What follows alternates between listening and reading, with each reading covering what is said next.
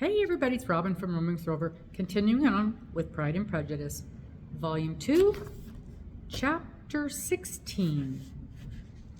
It was the second week in May, in which the three young ladies set out together from Grace Church Street for the town of in Herefordshire. And as they drew near the appointed inn, where Mr. Bennet's carriage was to meet them, they quickly perceived, in token of the coachman's punctuality, both Kitty and Lydia looking out of a dining room upstairs. These two girls had been above an hour in the place, happily employed in visiting an opposite milliner, watching the sentinel on guard, and dressing a salad and cucumber. After welcoming their sisters, they triumphantly displayed a table set out with such cold meat as an inn larder usually affords, exclaiming, "Is this not nice? Is this not an agreeable surprise? And we meant to treat you all," said Lydia, "but you must lend us the money, for we have just spent ours at the shop out there." Then, showing her purchasers, "Look here, I have bought this bonnet. I do not think it is very pretty, but I thought I might as well buy it as not. I shall pull it to pieces as soon as I get home, see if I can make it better." And when her sisters abused it as ugly, she added with perfect unconcern, "Oh, but there were 2 or 3 much uglier in the shop, and when I have bought some colored ribbon to make it fresh, I think it will be very tolerable. Besides, it will not much signify what one wears this summer after the Shire have left Meryton, and they are going in the fortnight." "Are they indeed?" cried Elizabeth, with the greatest satisfaction. "They are going to be encamped near Brighton, and I do so want Papa to take us there for the summer. It would be such a delicious scheme, and I dare say it would hardly cost anything at all. Mamma would like to go, too, of all things. Only think what a miserable summer else we shall have." "Yes," thought Elizabeth, "that would be a delightful scheme indeed, and completely due for us at once. Good heavens, Brighton, and a whole camp full of soldiers to us, who have been overset already by one poor regiment of militia and the monthly balls of Meryton." "Now, I have got some news for you," said Lydia, as they sat down to table. "What do you think? It is excellent news, capital news, and about a certain person that we all like." Jane and Elizabeth looked at each other, and the waiter was told that he need not stay. Lydia laughed and said, "Aye, that is just like your formality and discretion. You thought the waiter must not hear, as if he cared. I dare say he often hears worse things than I am going to say, but he is an ugly fellow. I am glad he is gone. I never saw such a long chin in my life. Well, but now for my news. It is about dear Wickham. Too good for the waiter, is not it? There is no danger in Wickham's marrying Mary King. There's for you. She is gone down to her uncle at Liverpool, gone to stay. Wickham is safe." "And Mary King is safe," added Elizabeth, "safe from a concoction imprudent as to fortune. She's a great fool for going away if she liked him, but I hope there is no strong attachment on either side," said Jane. "I'm sure there is not on his. I will answer for it. He never cared 3 straws about her. Who could about such a nasty little freckled thing?" Elizabeth was shocked to think that, however incapable of such coarseness of expression herself, the coarseness of the sentiment was little other than her own breast had formerly harbored and fancied liberal. As soon as all had ate and the elder ones paid, the carriage was ordered, and after some contrivance, the whole party, with all their boxes, work bags, and parcels, and the unwelcome addition of Kitty's and Lydia's purchases, were seated in it. "How nicely we are crammed in," said Lydia. "I am glad I bought my bonnet, if it is the only for the fun of having another bandbox. Well, now let us be quite comfortable and snug, and talk and laugh all the way home. And in the first place, let us hear what has happened to you all since you went away. Have you seen any pleasant men? Have you done any flirting? I was in great hopes that one of you would got a husband before you came back. Jane will be quite an old maid soon. I declare, she is almost 23. Lord, how ashamed I should be of not being married before 23. My Aunt Phillips wants you to get husbands, so you can't think. She says Lizzy had better have taken Mr. Collins, but I do not think there would have been any fun in that. Lord, how I should like to be married before any of you, and then I would chaperone you to all the balls. Dear me, we had such a good piece of fun the other day at Colonel Forster's. Kitty and me were to spend the day there, and Mrs. Forster promised to have a little dance in the evening. By the by, Mrs. Forster and me are such friends. And so she asked the 2 Harringtons to come, but Harriet was ill, and so Pen was forced to come by herself. And then what do you think we did? We dressed up Chamberlain in women's clothes on purpose to pass for a lady. Only think what fun. Not a soul knew of it, but Colonel and Mrs. Forster and Kitty and me, except my aunt, for we were forced to borrow one of her gowns, and you cannot imagine how well he looked. When Denny and Wickham and Pratt and 2 or 3 more of the men came in, they did not know him in the least. Lord, how I laughed, and so did Mrs. Forster. I thought I should have died, and that made the men suspect something. And then they soon found out what was the matter. With such kind of histories of their parties and good jokes did Lydia, assisted by Kitty's hints and additions, endeavor to amuse her companions all the way to Longbourn. Elizabeth listened as little as she could, but there was no escaping the frequent mention of Wickham's name. Their reception at home was most kind. Mrs. Bennet rejoiced to see Jane in undiminished beauty, and more than once during dinner did Mr. Bennet say voluntarily to Elizabeth, "I am so glad you are back, Lizzy." Their party in the dining room was large, for almost all the Lucases came to meet Maria and hear the news, and various were the subjects that occupied them. Lady Lucas was inquiring of Maria across the table after the welfare and poultry of her eldest daughter. Mrs. Bennet was doubly engaged, on one hand collecting the account of the present fashions from Jane, who sat some way below her, and on the other retelling them all to the younger Miss Lucases, and Lydia, in a voice rather louder than any other person's, was enumerating the various pleasures of the morning to anybody who would hear her. "Oh, Mary," said she, "I wish you had gone with us, for we had such fun, and we went along, Kitty and me, and as we went along, Kitty and me drew up all the blinds and pretended there was nobody on the couch, and I should have gone so all the way if Kitty had not been sick. And when we got to the George, I do think we behaved so very handsomely, for we treated the other 3 with the nicest cold luncheon in the world, and if you would have gone, we would have treated you too. And then when we came away, it was such fun. I thought we should never have got into the coach. I was ready to die of laughter, and then we were so merry all the way home. We talked and laughed so loud that anybody might have heard us 10 miles off." To this Mary very gravely replied, "Far be it from me, my dear sister, to depreciate such pleasures. They would doubtless be congenial with the generality of female minds, but I confess they would have no charms for me. I should infinitely prefer a book." But of this answer Lydia heard not a word. She seldom listened to anybody for more than half a minute, and never attended to Mary at all. In the afternoon, Lydia was urgent with the rest of the girls to walk to Meryton and see how everybody went on, but Elizabeth steadily opposed the scheme. It should not be said that the Miss Bennets could not be at home half a day before they were in pursuit of officers. There was another reason, too, for her opposition. She dreaded seeing Wickham again, and was resolved to avoid it as long as possible. The comfort to her of the regiment's approaching removal was indeed beyond expression. In a fortnight they were to go, and once gone she hoped there could be nothing more to plague her on his account. She had not been many hours at home before she found that the Brighton scheme, of which Lydia had given them a hint at the end, was under frequent discussion between her parents.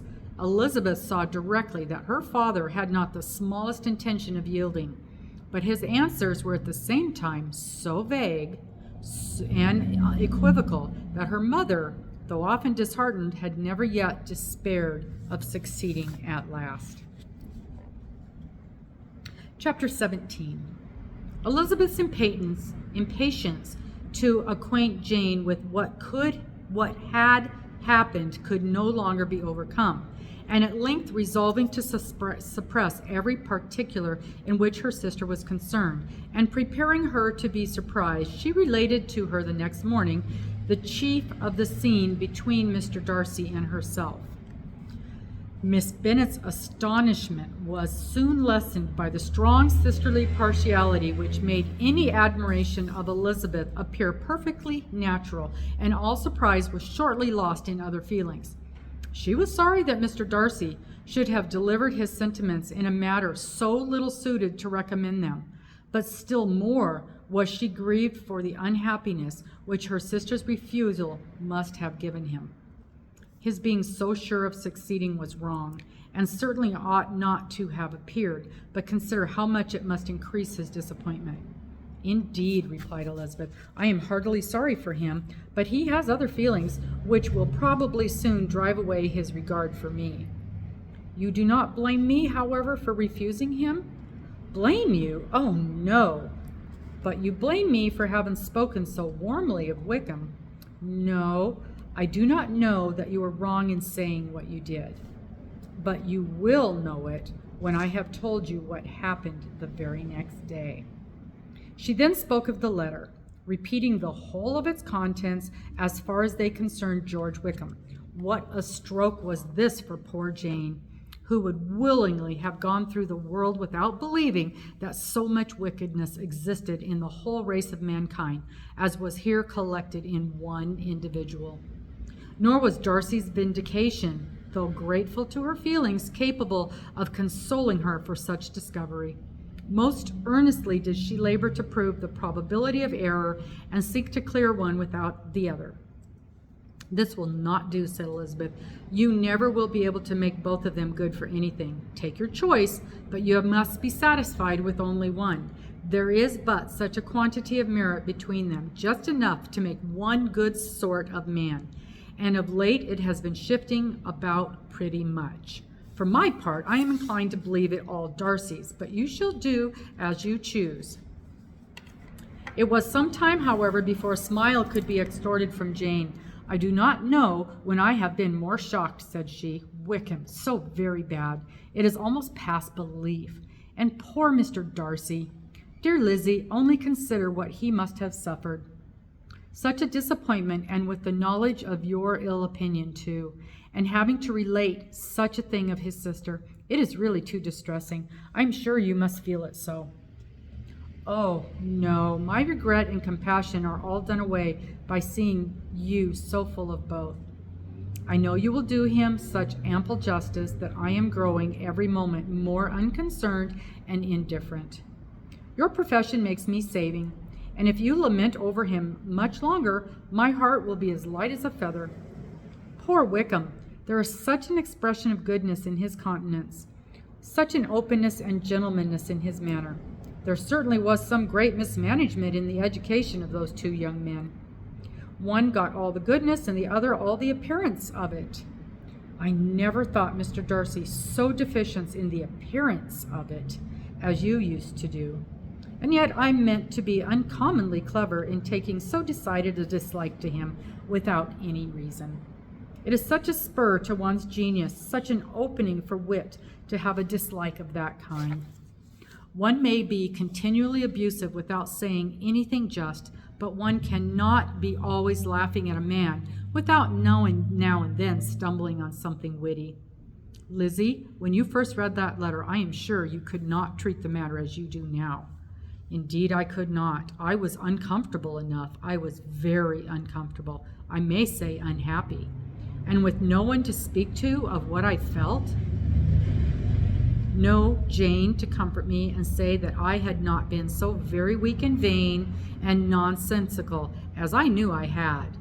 Oh, how I wanted you. How unfortunate that you should have used such a very strong expression to speak of Wickham to Mr. Darcy, for now they do appear wholly undeserved. Certainly, but the misfortune of speaking with bitterness is a most natural consequence of the prejudices I had been encouraging. There is one point on which I want your advice. I want to be told whether I ought or ought not to make our acquaintance in general understand Wickham's character. Miss Bennet paused a little and then replied, "Surely there can be no occasion for exposing him so dreadfully. What is your own opinion?" "That it ought not to be attempted. Mr. Darcy has not authorized me to make his communication public. On the contrary, every particular relative to his sister was meant to be kept as much as possible to myself. And if I endeavor to undeceive people as to the rest of his conduct, who would believe me? The general prejudice against Mr. Darcy is so violent that it would be the death of half the good people of Meryton to attempt to place him in an amiable light. I am not equal to it. Wickham will soon be gone, and therefore I will not signify to anybody here what he really is. Some time hence it will all be found out, and then we may laugh at their stupidity in not knowing it before. At present I will say nothing about it. You are quite right. To have his errors made public might ruin him forever. He is now perhaps sorry for what he has done, and anxious to reestablish a character. We must not make him desperate." The tumult of Elizabeth's mind was allayed by this conversation. She had got rid of two of the secrets which had weighed on her for a fortnight, and was certain of a willing listener in Jane, whenever she might wish to talk again of either. But there was still something lurking behind, of which prudence forbade the disclosure. She dare not relate the other half of Mr. Darcy's letter, nor explain to her sister how sincerely she had been valued by his friend. Here was knowledge in which no one could partake, and she was sensible that nothing less than a perfect understanding between the parties could justify her in throwing off this last encumbrance of mystery. "And then," said she, "if that very improbable event should ever take place, I shall merely be able to tell what Bingley may tell in a much more agreeable manner himself. The liberty of communication cannot be mine till it has lost all its value." She was now, on being settled at home, at leisure to observe the real state of her sister's spirits. Jane was not happy. She still cherished a very tender affection for Bingley. Having never even fancied herself in love before, her regard had all the strength of first attachment, and from her age and disposition, greater steadiness than first attachments often boast.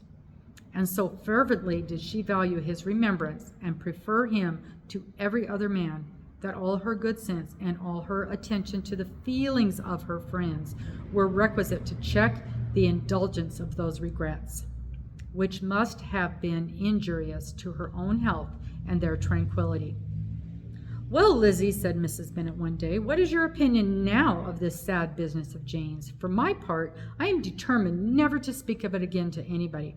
I told my sister Phillips so that the other day. I cannot find out that Jane just saw anything of him in London. Well, he is a very undeserving young man, and I do not suppose there's the least chance in the world of her ever getting him now. There is no talk of his coming to Netherfield again in the summer, and I have inquired of everybody who is likely to know. I do not believe that he will ever live at Netherfield any more. Oh, well, it is just as he chooses. No one wants him to come, though I shall say that he used my daughter extremely ill. And if I was her, I would not put up with it. Well, my comfort is, I am sure Jane will die of a broken heart, and then he will be sorry for what he has done." But as Elizabeth could not receive comfort from any such expectation, she made no answer. "Well, Lizzy," continued her mother soon afterwards, "and so the Collinses live very comfortably, do they? Well, well, I only hope it will last. And what sort of table do they keep? Charlotte is an excellent manager, I dare say. If she is half as sharp as her mother, she is saving enough. There is nothing extravagant in their housekeeping, I dare say." "No, nothing at all. A great deal of good management, depend upon it. Yes, yes, they will take care not to outrun their income. They will never be so distressed for money. Well, much good may it do them. And so, I suppose, they often talk of having Longbourn when your father is dead. They look upon it quite as their own, I dare say, whenever that happens. It was a subject which they could not mention before me. No? It would have been strange if they had, but I will make no doubt they will often talk of it between themselves. Well, if they can be easy with an estate that is not lawfully their own, So much the better. I should be ashamed of having one that was only entailed on me.